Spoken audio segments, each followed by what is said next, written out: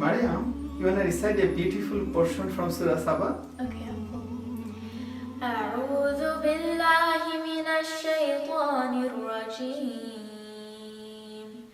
لقد كان لسبإ في مسكنهم آية جنتان عن يمين وشمال كلوا من رزق ربكم واشكروا له بلدة طيبة ورب غفور فأعرضوا فأرسلنا عليهم سيل العرم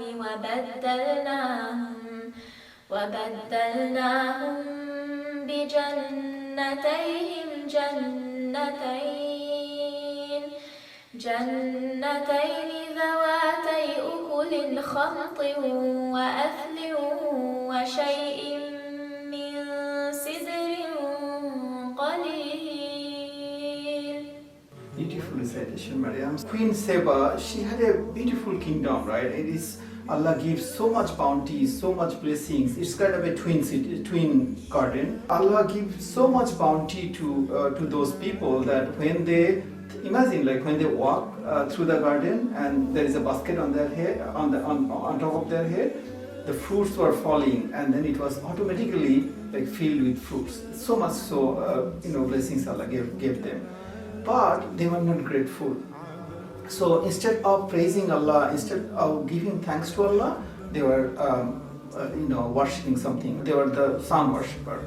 So eventually Allah destroyed them. So the reason I'm saying this, so I want to refer to you a beautiful hadith. You want to say that hadith, and then maybe I can explain a little bit. Okay, so narrated by Abu Hurairah radiallahu anhu that the Prophet sallallahu alaihi wasallam said, "How amazing is the affair of the believer! Allah subhanahu wa ta'ala does not decree anything, but it is good for him.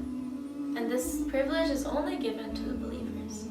Yeah, Maryam, that's correct. So if I go a little deeper on this hadith, so if you imagine, like there can be only 4 scenarios, right, to believers and disbelievers, right? If I draw it like this, right, so you can imagine, right, let's say we have this, right, here we have believers, and this is not disbelievers, right?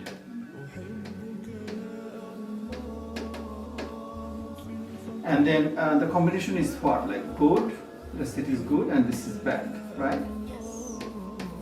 Good and bad. So think about that anything happen to the believers, if it is good, of course that's good, right? There's no question about it, right? Yes. This is very straightforward. Anything happen to the disbelievers, if that is bad, of course that is bad, right? There's no question about it. Now, the beauty, look at the beauty, right? What Allah subhanahu wa ta'ala says in this hadith, if anything happen which is bad to the believers, that's also good, right? So eventually it is, because what happened?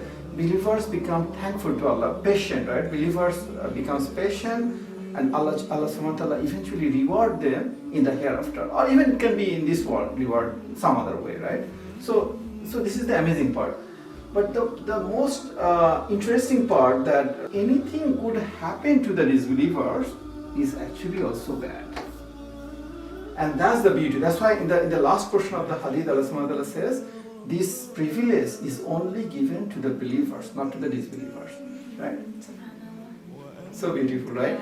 And this is somewhat related, because those people where Allah subhanahu wa ta'ala give them, the people of Saba, remember? Allah subhanahu wa ta'ala give them so much bounty, so much blessings, but they were ungrateful, and eventually Allah destroyed them through a flood or whatever, right?